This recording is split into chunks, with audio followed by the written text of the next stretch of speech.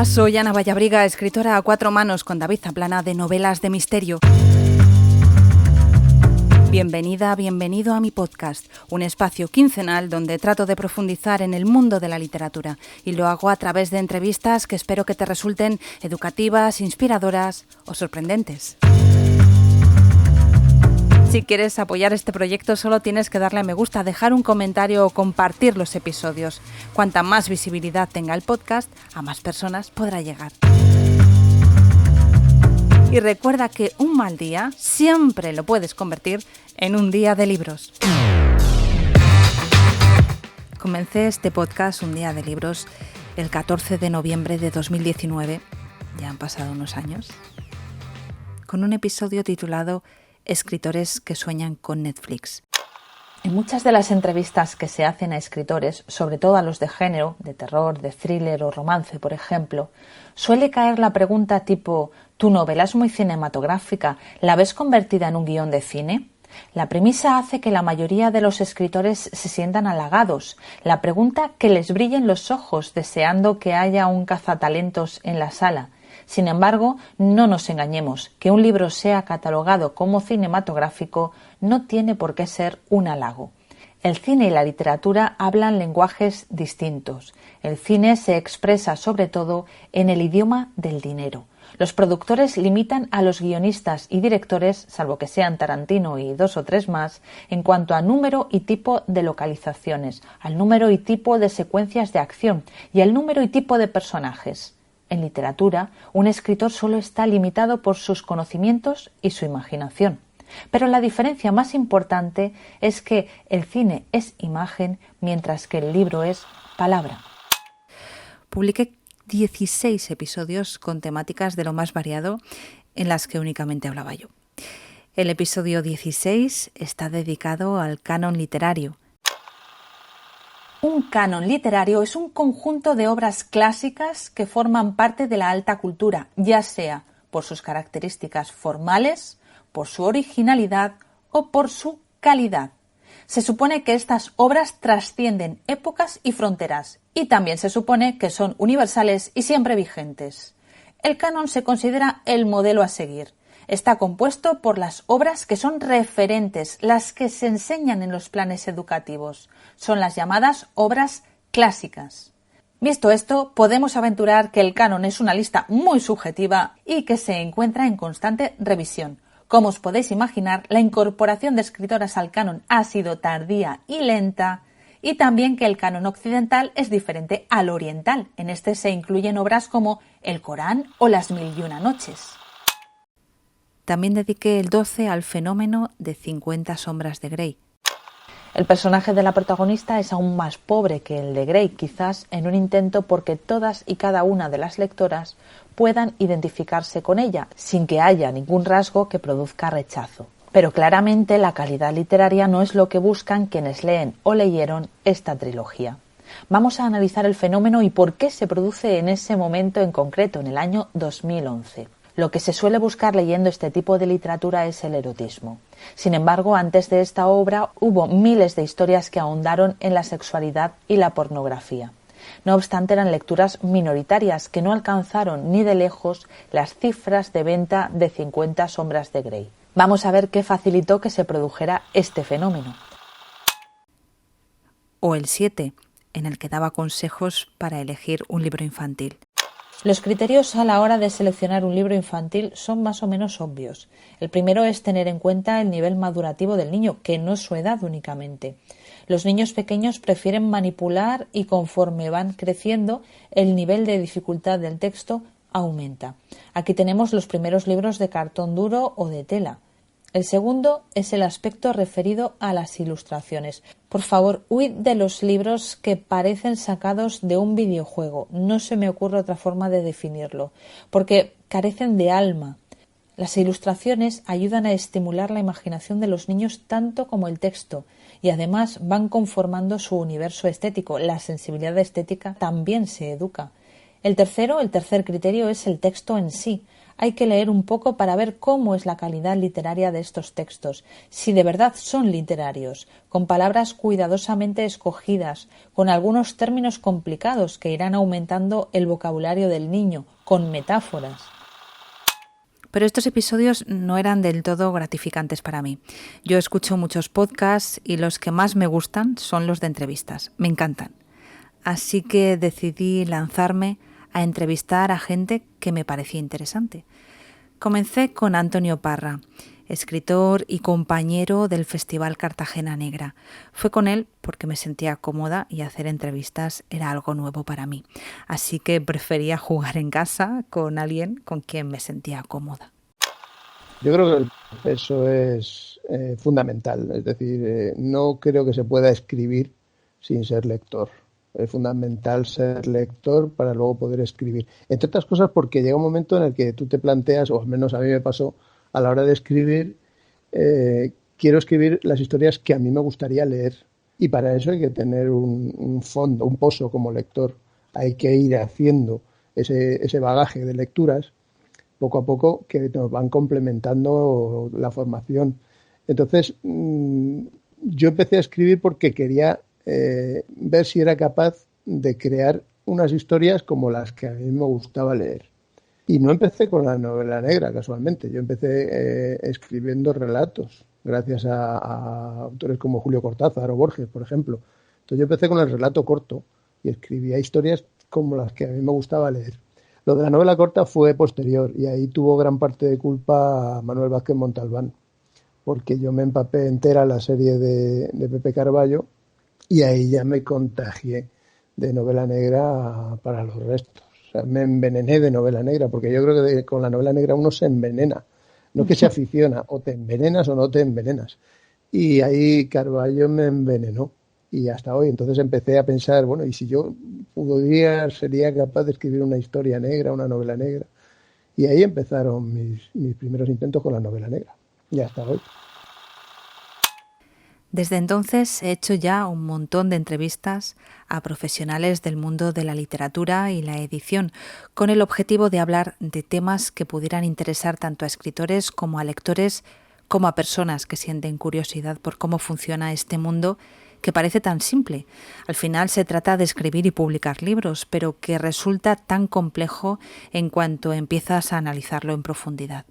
Hay episodios sobre la figura del agente literario, el número 24, con Laura Santaflorentina. A ver, el trabajo de un agente, resumiendo muchísimo, es, digamos, facilitar o hacer de intermediario entre el escritor y la editorial.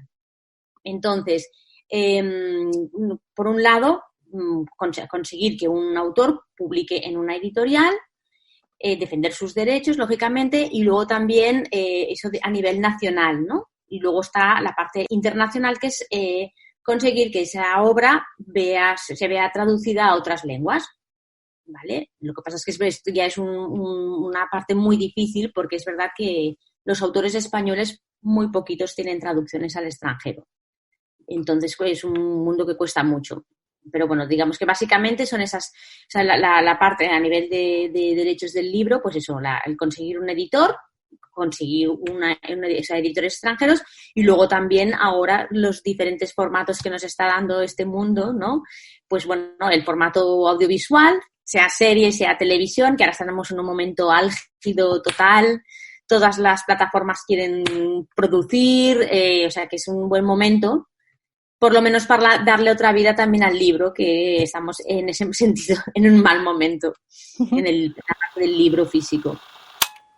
También hablé con Eva Mariscal sobre los lectores profesionales. Vamos a entrar un poco en harina. ¿En qué consiste el trabajo de un lector profesional? Sabes que eres la envidia. Cuando he dicho entre mis amigas que iba a hacer una entrevista a una lectora profesional, ¿cómo se hace eso? Eres la envidia de muchas de mis amigas. Qué bien, qué bien. Bueno, pues un lector profesional lo que hace es valorar las obras que le llegan. O sea, puedes ser lector para una editorial o para un autor particular, por llamarlo de alguna manera, ¿no?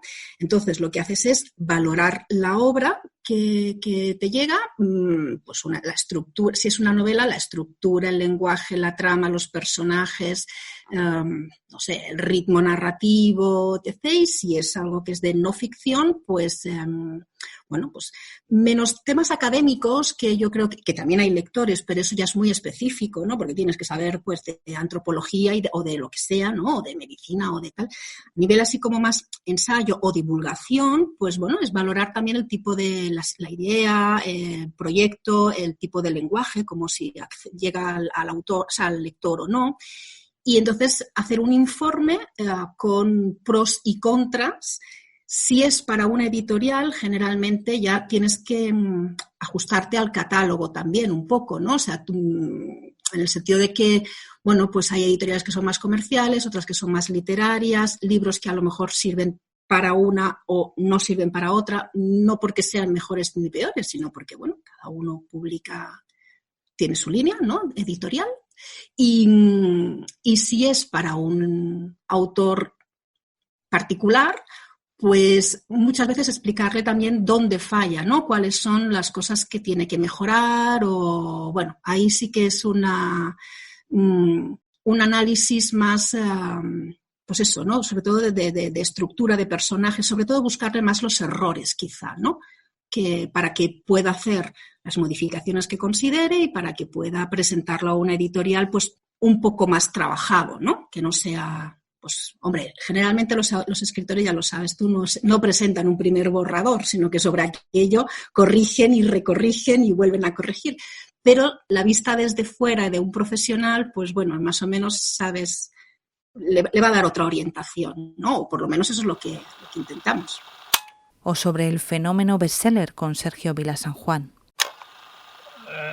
Es muy difícil decir que hace a un libro bestseller por adelantado, pero es más o menos fácil decirlo a posteriori, ¿no? Yo en mi libro saco conclusiones a posteriori, viendo los libros que han vendido mucho, pues saco algunas conclusiones, ¿no? Por ejemplo, la mayoría de bestsellers pues son libros claros, son libros de estructura clara, de lenguaje claro, no son libros barrocos ni complicados, o sea, son superventas entre otras cosas porque tienen una gran facilidad para llegar a muchos lectores. Muchos de ellos son obra de periodistas, porque los periodistas tenemos esta, no sé si buena o mala costumbre de escribir con cierta claridad y entregar a tiempo, ¿no? Los bestsellers son libros claros.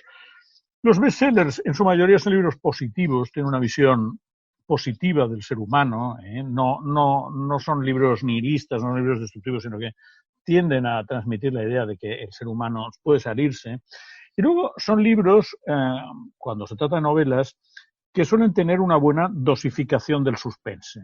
Entonces yo, uno de los primeros bestsellers que abordo es Los misterios de París, de Eugenio Sue, que es un libro de 1820 y tantos.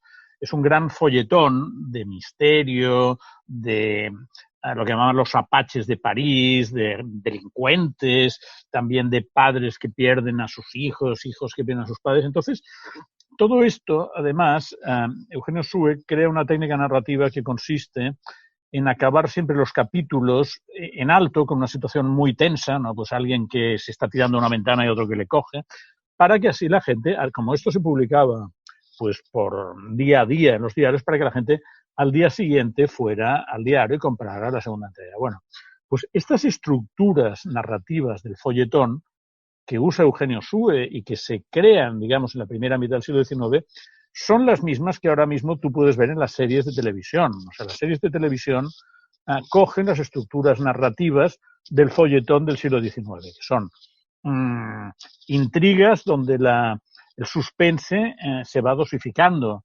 acabar siempre los capítulos en alto para que tengas ganas de pasar al siguiente y recurrir a un tipo de tratamientos que nunca fallan, que es la combinación entre gente de la alta sociedad y delincuentes del arroyo tremebundos. Separaciones familiares, ¿no? La hija que la robaron de la madre, bueno, todo esto que lo decimos y pensamos, vaya folletón, decimos vaya folletón porque lo inventaron los folletinistas. Esto se está haciendo. Si tú coges las series que hay ahora, te sorprenderías de la cantidad de hijas desaparecidas que reaparecen al cabo de no sé cuánto tiempo y de ricos que tienen reuniones con mafiosos terribles, ¿no? O sea que esto es la herencia del bestseller y nos llega hasta hoy. Pero el top 3 de episodios más escuchados en la historia del podcast son estos. Vamos con el tercero más escuchado a día de hoy, que es el número 69, el que titulé Éxito literario, con María Dueñas. Bueno, yo creo que el éxito ahora mismo, visto ya desde la perspectiva de los libros que llevo, de los años que llevo en este circo, ¿no? Porque casi esto es... La verdad es que el éxito para mí mayor es el tener la libertad de poder hacer lo que quiera dentro de un orden, ¿no? Cumpliendo con mis compromisos, siendo responsable en todos los sentidos. Pero el éxito es poderme permitir escribir lo que quiera y cuando quiera y encontrar lectores al otro lado, ¿no? Encontrar que los lectores están esperando una nueva novela, que la reciben bien, que la reciben con ganas, que las traducciones también siguen generando interés, que América Latina sigue pendiente. Eso para mí es el éxito y no lo cuantifico tanto en número de libros vendidos, en número de seguidores en redes sociales, que apenas tengo porque soy muy inactiva, y en esos parámetros tan cuantificables, ¿no? Para mí es, bueno, la sensación de que puedo escribir a gusto, puedo vivir de esto y los lectores, a los que estoy agradecidísima, están esperando que así siga. El segundo más escuchado es la entrevista a Lucía Echevarría, el número 60. La literatura es una cosa, la industria editorial es otra, porque la industria editorial puede hacer libros de cocina, de maquillaje, de lo que quieras, de criar perros, y a veces en la gran industria editorial la literatura a veces es un género muy menor, hay que tenerlo en cuenta. Tú ya llevas mucho tiempo escribiendo y has conocido pues cómo era en los años 90 la industria y la literatura, las dos cosas, y cómo es ahora, ¿no? Has vivido toda la evolución. Bueno, el gran cambio viene, por ejemplo, en los 90 a Imelda Navajo, que luego fue directora de La Esfera, o que creo que ya a finales de los 80 se le ocurre esta feliz idea de vamos a sacar a gente de la televisión que escriba libros, ¿no? Vosotros no lo recordaréis, pero ese gran hit del libro de Leticia Salvater, ¿Cómo seducir al chico que te gusta? Pues de eso sabía un montón. Sí, claro. Pues no lo había oído yo en la vida. No me pues de hecho sabía muchos, entonces cogías a cualquier persona que estuviera en televisión, se le hacía un libro y ya está. Esto ahora ha pasado a ser los influencers. Tú coges a... Es que siempre digo Dulceida, pero Dulceida me va a odiar y me van a pitar los oídos, pero es el que es la única así grande que conozco, ¿sabes? A quien fuera, a Laura Escanes, no, es que no quiero dar nombres. Se coge una influencer y, bueno, se fabrica un libro en el que ella normalmente hace el bruto. Y esto es muy difícil de explicar a la gente. La gente piensa, bueno, yo escribo cualquier cosa y luego se me ponen los puntos y las comas, pues sigue siendo mío. No, perdona. Si alguien te pone los puntos, las comas, te cambia absolutamente todo y lo vuelve a redactar, ya no es tuyo. Es como si yo dijera, bueno, es que tenía una super idea de que voy a pintar en mi casa, justo ahí en el frontispicio, una imagen de el Santiago Apóstol guiando a las masas, pero Santiago Apóstol va a tener el pelo azul, ¿sabes? Y yo qué sé, y le voy dando ideas. La persona que lo dibuja al final es quien lo ha dibujado, por mucho que la idea sea mía, ¿entiendes? Entonces, cuando alguien redacta tu idea o coge ese borrador infame que le has dado y lo vuelve a poner en su sitio y le pone los puntos, las comas, cambia los finales, estructura bien, patatín, ya es una obra en colaboración. Entonces, en algunos casos sí que hay una idea primigenia del influencer de turno y en otros no hay ninguna, o sea, no hacen absolutamente nada. Entonces esto es muy duro porque nadie va y dice hoy me he levantado creyendo que soy arquitecto, voy a hacer la Capilla Sixtina, excepto el justo que hizo la catedral, ¿no?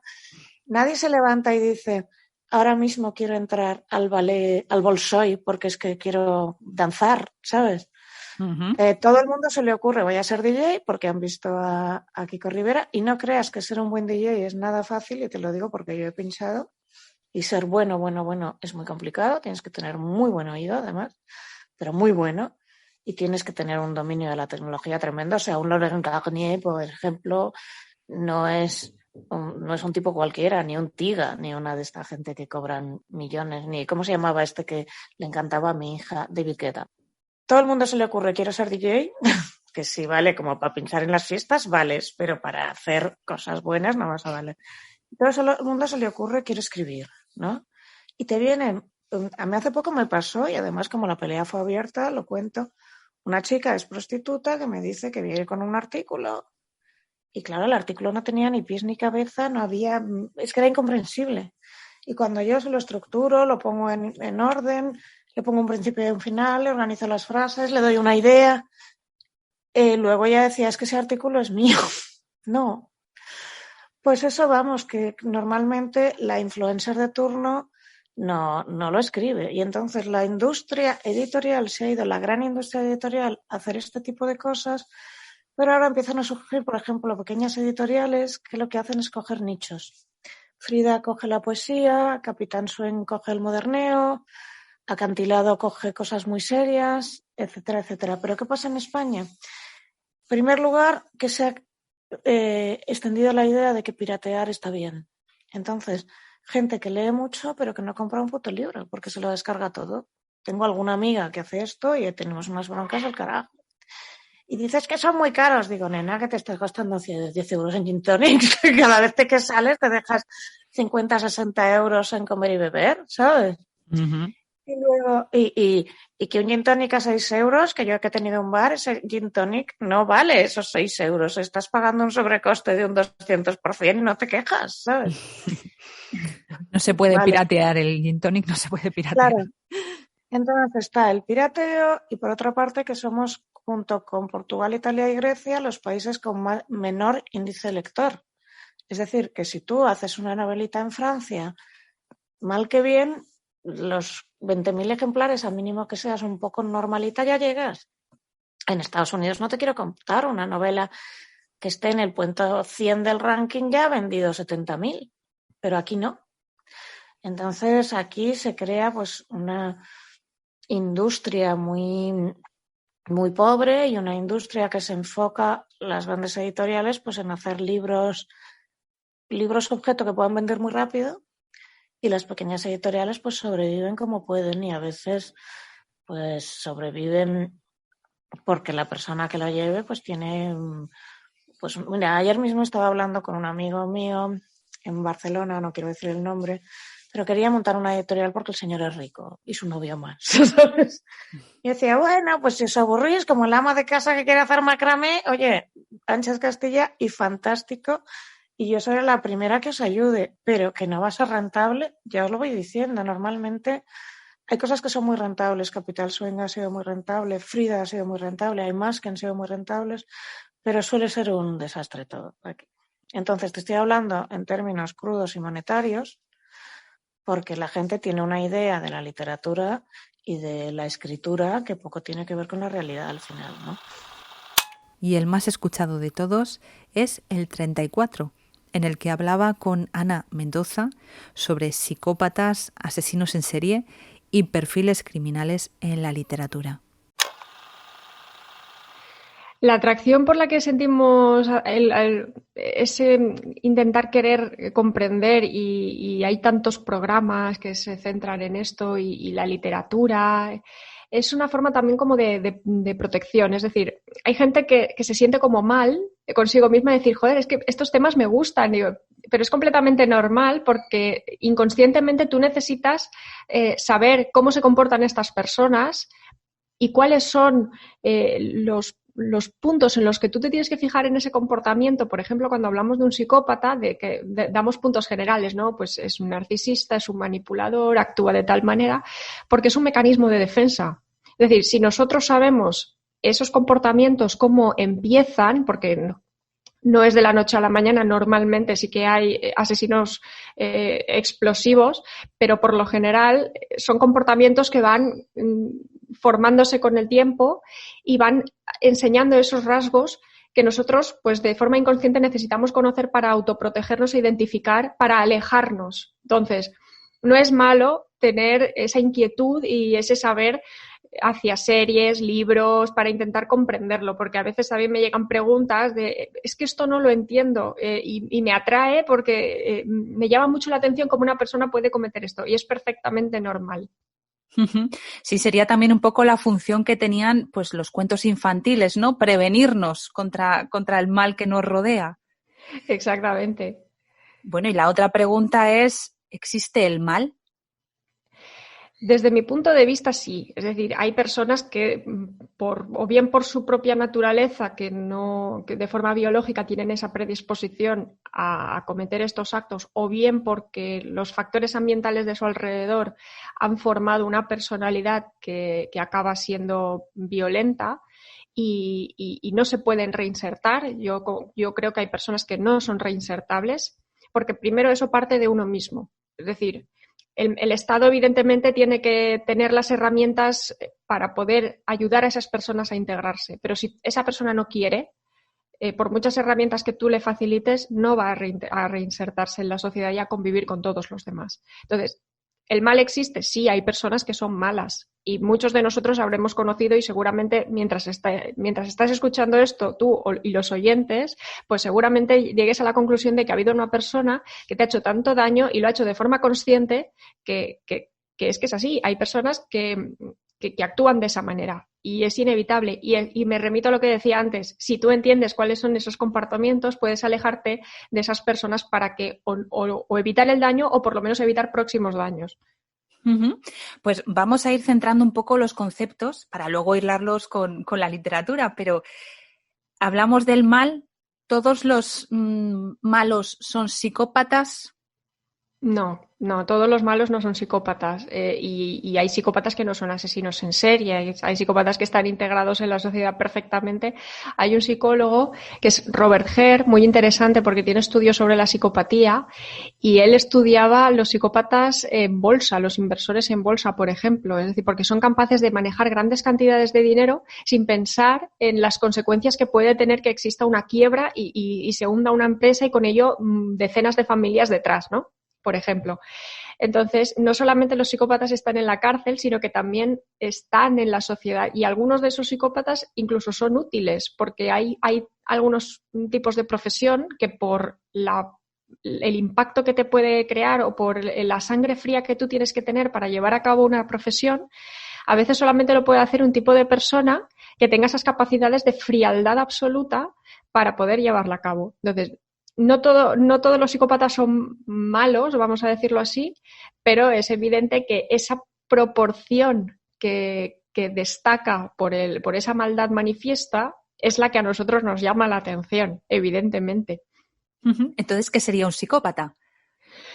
Pues básicamente un psicópata es una persona que de forma natural, de forma biológica, el cerebro es de otra forma. Son personas, evidentemente, igual que tú y que yo, pero esa forma de procesar la información y de sentir esa información es completamente distinta. Normalmente se suele decir que el psicópata no tiene emociones, no tiene sentimientos y no es verdad. O sea, sí los tiene, pero los tiene de manera diferente, porque si no estaríamos hablando de robots, no estaríamos hablando de personas.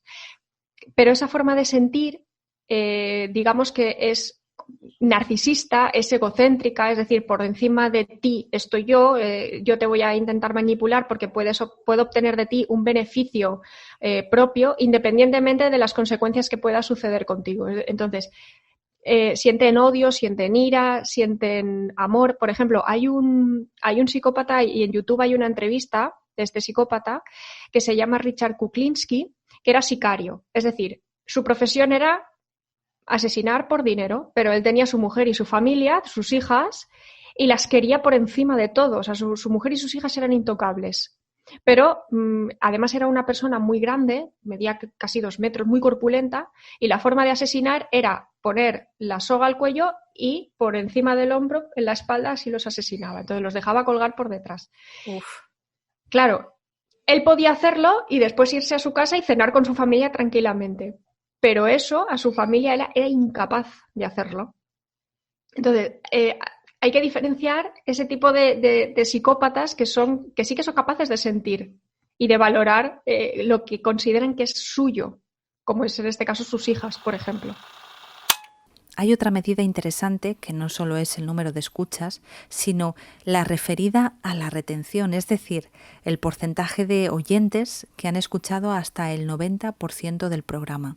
Algunos, pues bueno, escuchan un ratito y se descuelgan o empiezan a escucharlo, se ponen a hacer otra cosa y después ya no vuelven. Pero hay un programa que es el que tiene una mayor tasa de retención, que alcanza casi el 90%, y es el número 52.